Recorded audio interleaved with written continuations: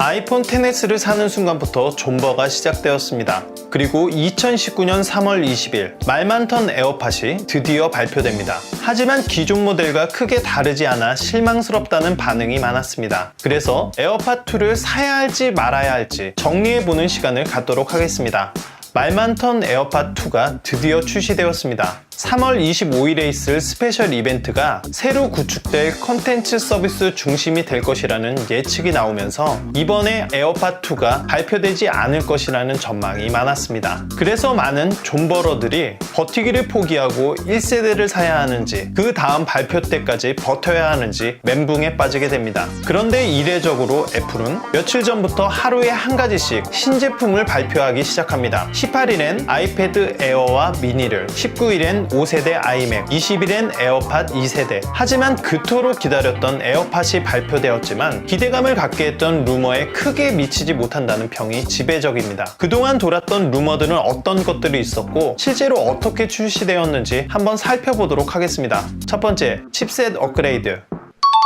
이번 에어팟2의 헤드 칩셋은 기존 W1 칩에서 H1 칩으로 업그레이드 되었습니다. 이러한 칩셋의 변화는 전반적인 성능 업그레이드를 가져왔는데 활성화된 기기 간의 전환 속도는 최대 2배까지 빨라졌고 통화 연결 시간도 최대 1.5배 향상, 그리고 기기와 이어폰과의 딜레이를 나타내는 레이턴시는 게임 시 레이턴시가 최대 30%까지 줄어들었다고 합니다. 배터리 성능도 향상되었다고 하는데 홈페이지에 보면 기존 에어팟과 수치상 달라진 부분이 없어 이건 실사용을 해봐야 알 수 있을 것 같습니다. 두 번째, 외관적인 차이는 크게 없다. 루머에서처럼 에어팟2는 1세대와 거의 동일한 모습으로 나왔습니다. 사실 이번에 가장 크게 기대했던 부분이 외부 소음을 차단해주는 노이즈 캔슬링 기능이었습니다. 그런데 구조상 현재 디자인으로는 그 기능을 탑재할 수 없습니다. 그래서 노이즈 캔슬링 기능이 빠지는 거 아니냐는 예상이 있었죠. 예상대로 1세대와 동일한 외관으로 출시되었고 노이즈 캔슬링 기능도 빠졌습니다. 세 번째, 여러 컬러의 출시. 또 이번에 기대를 모았던 것은 다양한 컬러입니다. 여러가지 색상이 출시되고 특히 블랙 컬러가 나올 것이 유력하다는 루머가 있었죠. 이것은 보기 좋게 빗나갔습니다. 1세대와 마찬가지로 흰색 하나로 출시되어서 블랙 컬러를 기대하던 많은 분들에게 실망을 주었습니다. 네 번째, 방수 방진이 가능하다. 2세대에서도 방수 방진 기능은 추가되지 않았습니다. 이전 발표 때 에어팟을 끼고 모래를 달리는 영상을 보고 이번 출시 때 에어팟에 방수 방진 기능이 추가되는 거 아니냐는 예상이 있었습니다. 하지만 이 기능은 추가되지 않았습니다. 다섯 번째, 말로 하는 시리 호출.